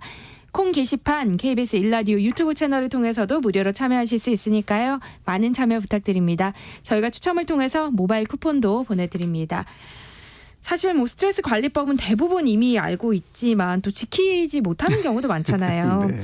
근데 스트레스를 사실 줄이기 위해서는 스트레스 자체를 그냥 받는 걸 막아버리면 안 되나 이런 생각도 들거든요. 뭐 가능하죠. 막아버리는 방법이 있어요. 네. 산으로 가는 거죠. 그렇죠? 우리가 세상을 사는 것은 혼자 사는 게 아니고 주변과 같이 살잖아요. 주변에는 가족도 있고 친척도 있고 나랑 같이 사업을 하는 사람도 있고 또 나의 제자들도 있을 수 있고 나한테 돈 빌려간 사람도 있을 수 네. 있고 굉장히 많은 복잡한 이제 구조 속에서 삽니다. 그 사이에서 서로 주고받는 거예요. 감정들을. 네. 좋은 감정, 나쁜 감정, 악한 감정 이런 걸 주고받는 거거든요. 거기서 상처를 받는 거죠. 또 내가 가지고 있는 그 성격이라는 게 또 있어요. 예민한 사람, 덜 예민한 사람. 네. 그 예민한 사람은 같은 이 관계에서도 상처를 쉽게 받을 수 있고 예민하지 않은 사람은 뭐 날카로운 뭐 이런 말이 와도 별로 상처가 없을 수도 있거든요. 네. 그래서 그 개인에 따라 다 다르기 때문에 네. 이런 관계를 잘 해야 돼요. 근데 관계가 쉽지 않아. 내 돈 빌려갔는데 안 갚아. 거기다가 나한테 계속 나쁜 소리를 막 해. 응? 뭐 뒤에서 막 계속 이상한 소리도 하고. 또 우리 요즘에는 SNS에 악플 막 달리고. 네. 이런 게 이제 엄청 어렵잖아요. 그래서 이런 게 쉽게 줄여낼 수가 없기 때문에 네. 안 받는다. 스트레스를 원천 봉쇄하겠다. 이런 것은 사실 쉽지 않은 거죠. 좀 긍정적인 생각을 하는 것들도 생활하는데 도움이 될까요? 엄청 되죠. 그게 이제 사실 마음을 다스리는 법이다라고 해서 이제 뭐 정말 많은 이야기들이 있잖아요. 네. 좋은 생각하고 좋은 말 많이 하고 다른 사람한테 나쁜 소리 하지 않고 네. 험한 소리 하지 않고 뭐 이런 일들을 다 잘 참아보고 뭐 이런 생각 많이 하는데 그 마음대로 되는 게 아니에요. 왜냐하면 내가 마음의 상처를 받았으니까. 요즘 젊은 사람들 마상 입었다고 하잖아요.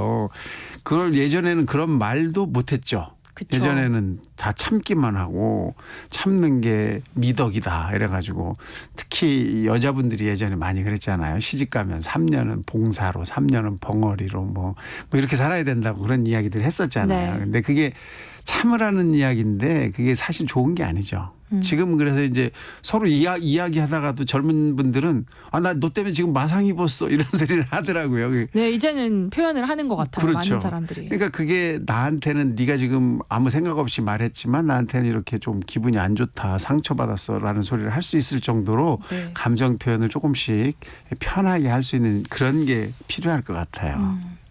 근데 또 성격상 그걸 표현하지 못하고 그냥 참고 넘기는 분들도 있잖아요. 많죠. 그런 분들은 화병 온다고 하는데. 그런 분들이 병원에 굉장히 많이 오십니다. 그래서 이제 예전에는 화병이라고 이제 많이 했는데 네. 요즘에는 그 화병이라는 단어가 이제 국제적으로 인정을 받지 못하고 그냥 우울증, 그다음에 불안증, 또 뭐 공황장애 이런 식으로 이제 감정장애로 이제 인정을 받거든요. 네.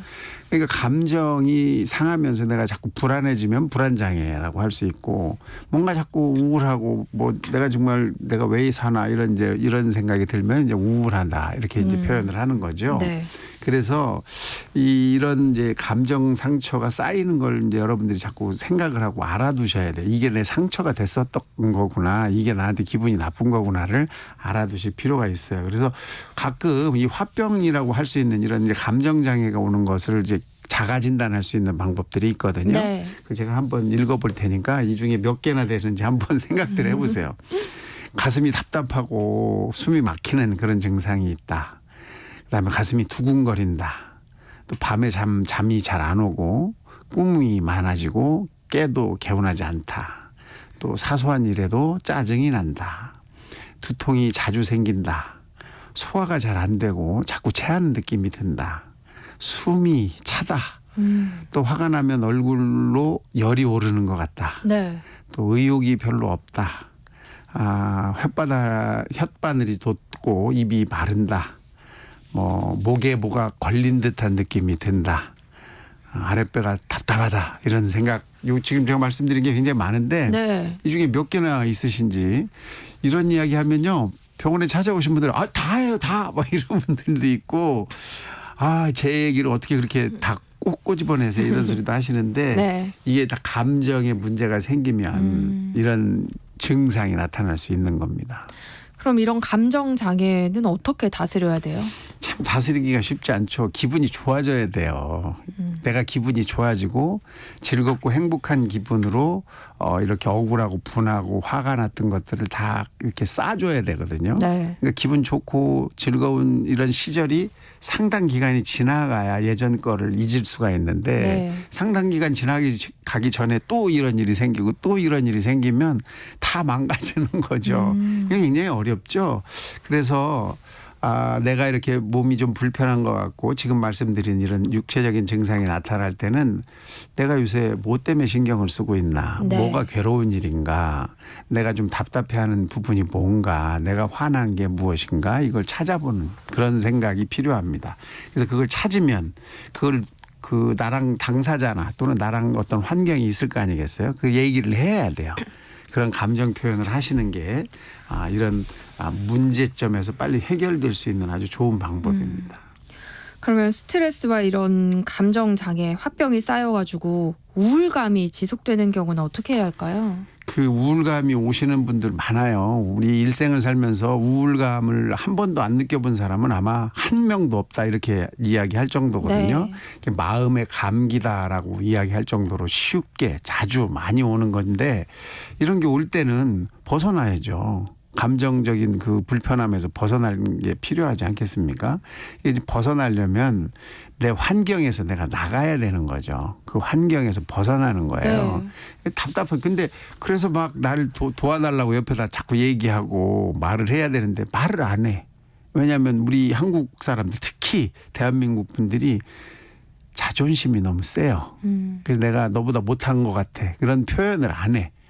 난 도와달라는 얘기는 내가 너보다 못하다 이런 약간의 열등감의 표현이라고 할 수 있는 거거든요. 네. 날 좀 도와달라는 소리를 쉽게 할 수 있게 좀 됐으면 좋겠어요. 내가 지금 이렇게 힘들어. 그러니까 나 좀 도와줘. 이런 말 할 수 있는 주변 사람들이 많아야 돼요. 그게 나를 도와주는 환경이에요. 네. 내 친구, 내 부모 또는 뭐 내 어떤 커뮤니티에 뭐 만난 사람들 이런 분들이 많을수록 나 좀 도와주세요라고 이야기할 수 있는 부분이 많아지거든요. 그런 분들은 그런 느낌을 받아도 금방 도와줄 수 있어요. 왜냐하면 사람들이 사는 게 별게 아닌 얘기들이 많거든요. 나는 굉장히 심각하게 생각하지만 다른 경험한 사람들은 그거 별거 아니야 이렇게 하면 돼. 금세 이야기해 줄 수 있는 부분이 많아서 내가 이야기하고 도움을 청할 수 있는 그런 여러 루트를 많이 만들어 놓는 것이 이런 부분에서 벗어날 수 있는 방법입니다. 또 코로나19 이후 자주 등장하는 말이기도 한데요. 번아웃 호소하는 분들도 많더라고요. 이런 분들은 또 어떻게 해야 할까요? 비슷한 이야기예요. 사실 코로나19를 하면서 왜 번아웃이 왔느냐. 장사가 너무 안 돼. 코로나 때 뭐 잘 되신 분들도 있지만 안 된 분들이 더 많잖아요. 그렇죠. 거기다가 어디 나가지도 못하지. 내가 맨날 만나던 친구들도 못 만나지. 이야기할 데도 없지. 그러니까 너무너무 힘들고 그다음에 운동도 제대로 할 수가 없고 이러면서 이제 힘들어지셨는데 네. 이런 분들 지금은 밖에 나가실 수도 있고 여러 만나실 수도 있고 그러니까 내가 정말 좋아하는 나는 이것만 하면 재미있어 하는 것들을 고르셔서 찾아내셔서 그런 취미 생활 이런 걸 하셔야 돼요. 그런 취미 생활을 하면 내가 아주 어려울 때도 그 취미 생활 같이 하시는 분들이 날 도와주거든. 왜냐하면 그분들끼리는 그쵸. 서로 잘 통하거든요. 네. 그래서 그런 어떤 자기가 속한 그런 사회가 자꾸 많이 만들어질수록 좋습니다. 그래서 그런 분들 많이 만나실 수 있는 그런 모양새를 갖추셔야 돼요. 마음의 안정을 위해서 충분히 잠을 자는 게 중요하다 이런 이야기들도 하잖아요. 네네네. 그런데 어떻게 하면 잠을 잘 잘 수 있나요? 그게 참 답답한 거예요. 잠을 잘 자면 세상이 좋아질 것 같은데 네. 잠만 잘 잘 수 있는 방법은 없는 거예요. 이 잠이라는 것은 시험 성적이랑 똑같다 이렇게 보시면 돼요. 시험 성적만 잘 나올 수 있나요? 공부 안 하고? 그런 일은 없잖아요. 그렇죠. 힘들죠. 자, 제가 몸무게만 빼주세요. 저는 그냥 지금 있는 대로 먹고 그냥 지금 있는 대로 운동 안 하고 있을 테니까 몸무게 한번 빼주세요. 그런 일 안 생기죠. 네. 나는 예습 복습 안 하고 공부하기 싫어요. 그냥 시험만 잘 보게 해주세요. 안 되는 것 같이 네. 내가 지금 잠을 못 자는데 잠만 잘 자게 해서 안 되거든요. 이렇게 마음의 상처, 감정적인 찌꺼기 이런 게 많이 남아서 그거의 결과물이 잠이기 때문에 이 앞에를 해결하셔야 돼요. 즐겁고 행복하고 재미있고 나는 살만한 사람이고 네. 지금 내가 같이 살고 있는 사람들하고 나는 잘 어울리는 사람들이고 그래서 이분들하고 같이 있으면 내가 정말 즐겁고 이런 마음이 들 수 있게 그런 일을 먼저 하셔야 합니다. 그 다음에 이제 잠에 대한 이야기들을 하는 거죠. 네. 똑똑 라디오 주치 오늘은 만병의 근원인 스트레스를 다스리는 법, 정신건강을 지키는 생활 습관에 대해서 이야기 나누고 있는데요. 노래 들으면서 궁금한 점 있으신 분들 계속해서 문자 보내주세요. 노래 한 곡 듣고 오한진 교수님의 처방 받아보겠습니다. 비욘세의 러브 온 탑. 네, 노래 나가는 동안 보내주신 문자 함께 살펴보겠습니다. 허윤서님, 요즘 계속 꿈을 꾸는데요. 이것도 스트레스와 관련이 있을까요? 하셨어요. 당연하죠. 당연하죠. 예, 꿈을 많이 꾸는 것도 스트레스랑 큰 연관이 있습니다. 내가 견딜 수가 없다. 네. 내가 좀 힘들다. 내가 견딜 수 있는 수준을 조금 넘어섰다. 이런 표현을 하는 거거든요. 그러니까 좀 즐거운 일을 행복한 일을 자꾸 만드실 필요가 있습니다. 비슷한 질문인데 9208님도 제가 금연 중인데요. 잠을 잘 못 자고 악몽을 많이 꿉니다. 이게 금연 때문일까요? 하셨는데. 그럴 수도 있죠. 네. 금연을 하게 된 동기가 뭐가 있으실 텐데 네. 그게 이제 조금 마음의 힘듦이 될 수 있거든요. 더 즐겁게 뭐 운동을 좀 더 하시든지 좀 힘을 내시면 좋겠습니다. 네, 3993님, 갱년기 초기라 감정 기복이 있다고 생각했는데 이게 스트레스와도 관련이 있을까요? 네, 많이 있습니다. 원래 갱년기 초기에 이 저절로 호르몬의 변화 때문에 감정의 기복이 심해지거든요. 네. 그런데 그것만 가지고도 이렇게 잠이 안 올 수가 있는데 거기에 더 추가해서 감정적으로 문제가 생겨도 이런 스트레스 같은 것이 더 있어도 더 많은 증상들을 나타낼 수가 있습니다. 한 번 더 확인해 보실 필요 있어요. 7382님, 스트레스에 좋은 음식이 있을까요? 매운 음식을 먹으면 스트레스 풀린다는 분들도 많잖아요. 그럼요. 이거 좋은 음식, 맛있는 음식, 내가 좋아하는 거 먹으면 스트레스 풀리죠. 기분 좋아지는 거잖아요. 뭐 내가 좋아하는 음악 들어도 기분 좋고 어디 길거리 가다가 내가 좋아하는 그런 색깔의 모양새가 나와도 기분 좋아지듯이 네. 이렇게 자기가 좋아하는 음식 먹으면 기분이 풀립니다. 네. 2384님, 스트레스가 심해서 요즘 밤에 뒤척이게 됩니다. 자기 전 술 한잔하는 게 도움이 된다고 하던데 이건 어떨까요? 하셨어요. 별로 도움 안 됩니다. 뭐 다른 분들하고 즐거운 이야기하는 자리 이런 거면 혹시 조금 도움이 될 수 있지만 술로 잠을 자는 거는 도움이 안 됩니다. 왜냐하면 알코올은 잠을 들게만 만들지 좋은 잠을 계속 유지할 수 있게 만들어주진 못해요. 네. 그래서 술을 많이 드시고 주무시면 그 다음날 굉장히 피곤한 이유는 술이 내 깊은 잠을 유지할 수 없게 만들었기 때문이에요. 그러니까 여러분들은 술 먹고 자면 아유 잠을 자니까 내가 잠이 드니까 네. 괜찮다 생각하는데 절대 아니고 좋은 잠을 유지할 수 없게 되기 때문에 아침에 일어나면 더 피곤해지실 수 있습니다. 술의 힘을 빌리시는 거 별로 도움 안 됩니다. 네. 똑똑 라디오 주치 오늘 여기까지 하겠습니다. 지금까지 을지대학교 가정의학과 오한진 교수님과 함께했습니다. 고맙습니다. 감사합니다.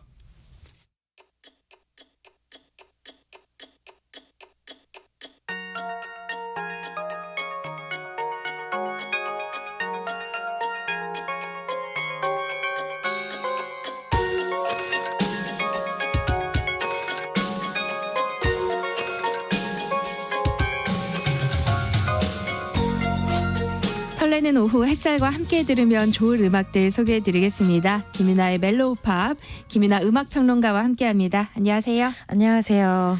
네, 오늘은 더 클래식의 음악들로만 준비해 오셨나요? 맞습니다. 평소엔 제가 좀 섞어드리는데 네. 오늘은 더 클래식 음악들로만 쭉 함께할 예정이에요. 사실 이 더 클래식이 올해 데뷔 30주년을 맞이했습니다. 벌써 30년이 됐나 하시는 분들 계실 텐데요. 네. 30년이 됐네요. 1994년에 첫 번째 앨범을 발표하고 정말 많은 곡들로 사랑받은 네. 남성 듀오죠. 많이들 기억하고 계실 거예요. 아마 지금 청취자분들 중에선 데뷔 시절의 풋풋한 모습 떠올리는 분들도 많을 것 같아요. 네네. 그런데 김광진 씨는 더 클래식 전에 이미 가요계에 데뷔한 상태였죠. 맞습니다. 더 클래식은 이제 말씀하신 것대로 그 보컬을 담당하고 있는 김광진 씨 그리고 이제 건반을 치고 작곡도 함께하고 있는 박용준 씨 네. 이렇게 두 사람의 그룹인데요. 김광진 씨가 이제 조금 더 돋보이는 활동을 했었어요. 이전에 데모 테이프도 만들고 그리고 이제 솔로로 데뷔를 하고자 여기저기 이제 기획사도 좀 기웃거리고 이런 콘테스트 같은 곳에도 나가고 하는 식으로 계속 가요계 문을 두드렸었는데요. 김광진 씨가 그렇게 노력을 하다가 별다른 피드백이 없어서 좀 그만둘까 싶어질 네. 때쯤에 한동준 씨 아시죠? 가수 한동준 씨가 이제 가요계 안에서 돌고 돌던 김광진 씨의 데모 테이프라고 당시엔 얘기를 많이 했는데 네. 그분의 곡이 들어있는 테이프를 발견하면서 저에게 곡 좀 주십시오 하고 연락을 하면서 이제 작곡가로 먼저 가요계에 데뷔를 하게 됩니다. 그래서 그대가 이 세상에 있는 것만으로라는 또 굉장히 많은 분들이 사랑하는 그 노래가 김광진 씨의 작곡가 데뷔곡이 되었어요. 네. 그래서 이후에 지금은 K-팝 씬에서 빼놓을 수 없는 기획사가 된 SM 엔터테인먼트를 통해서 1집을 발표하기도 했었거든요. 김광진 이름으로. 네. 근데 당시에는 사실 큰 반응이 없다가 박용준 씨를 만나서 더 클래식이라는 그룹을 결성하면서부터 대중분들에게 큰 사랑을 받게 됐죠. 그러면 박용준 씨와는 어떤 인연으로 더 클래식을 결성하게 된 거예요? 조금 전에 이제 김광진 씨가 작곡가로 활동을 했다고 말씀드렸잖아요. 네. 이제 그때 한동준 씨를 비롯해서 가요계에서 이제 발라드 좀 부른다 하는 가수들과 계속 연을 만들어가고 있었는데 그 가운데 이승환 씨가 있었던 거죠. 네, 박용준 씨 같은 경우에는 키보디스트로 이제 음반에서 연주를 하거나 공연에서 백업 밴드로 활약을 하고 있었는데 그때 이승환 씨 공연에서 이제 연주를 하고 있었죠. 그래서 이승환이라는 매개로 이 두 사람이 만나게 되어서 더 클래식을 결성하고 앨범이 나온 것도 이승환 씨 레이블을 통해서였어요. 그래서 데뷔 초에는 이제 이승환이 제작한 신인 그룹 같은 느낌으로도 홍보를 했던 기억이 납니다. 네. 그때 처음으로 히트한 곡이 그 유명한 마법의 성이거든요.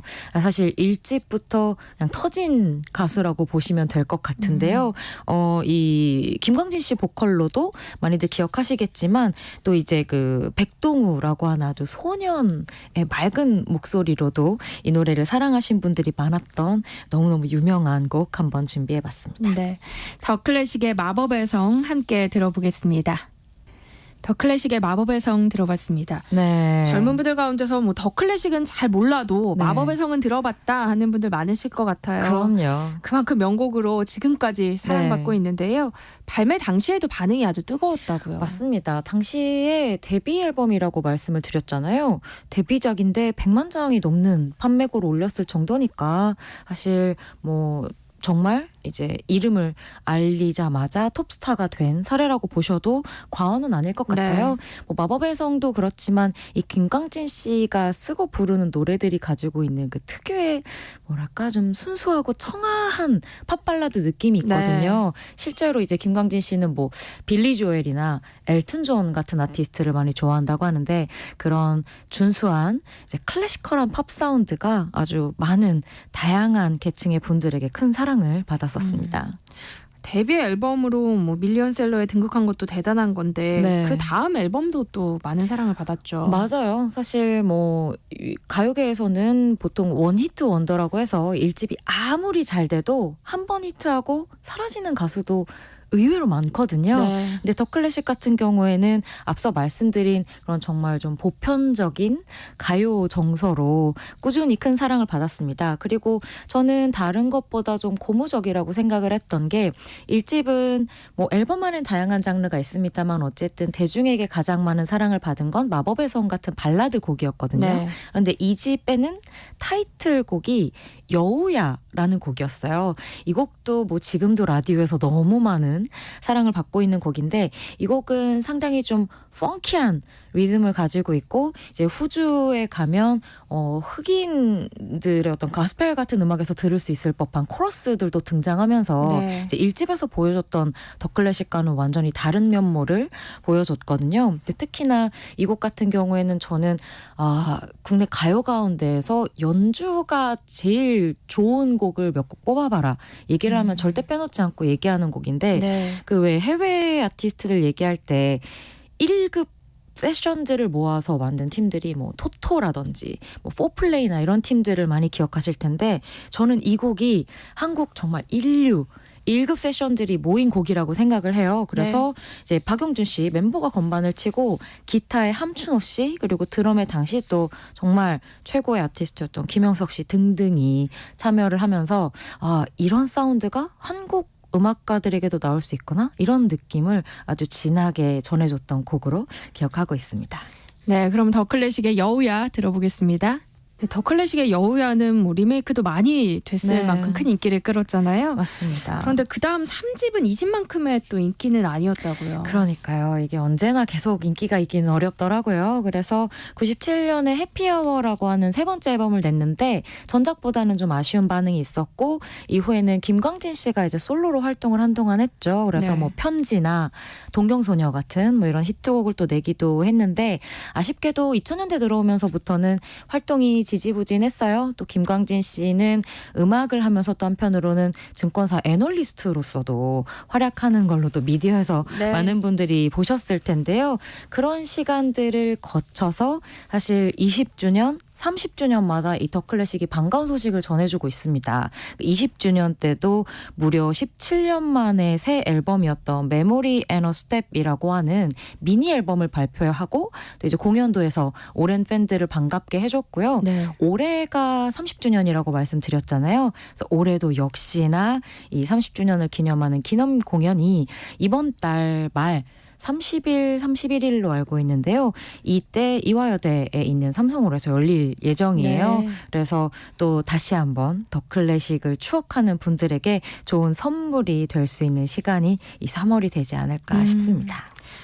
끝곡으로 골라오신 곡은 어떤 노래예요? 네, 조금 전에 말씀드린 그 17년 만에 발표했던 더 클래식 팬들에겐 정말 가슴을 두근두근하게 만들 법했던 첫 번째 그 메모리 앤 어 스텝이라는 미니 앨범 가운데에서 타이틀곡이었던 우리에겐을 가져와 봤거든요. 네. 17년 만이라고 했지만 이전에 더 클래식이 들려주던 그 감성과 조금도 다르지 않은 또 음악이 담겨 있어서 네. 더욱더 반가운 곡 아니었나 싶습니다. 네, 김윤아의 멜로우팝 오늘 여기서 마무리하겠습니다. 지금까지 김윤아 음악평론가와 함께했습니다. 고맙습니다. 감사합니다. 세상의 모든 정보도 여기서 마무리하겠습니다. 끝으로 더 클래식의 우리에겐 들려드리면서 저는 다음 주 월요일에 다시 찾아뵐게요. 지금까지 아나운서 전주리였습니다. 고맙습니다.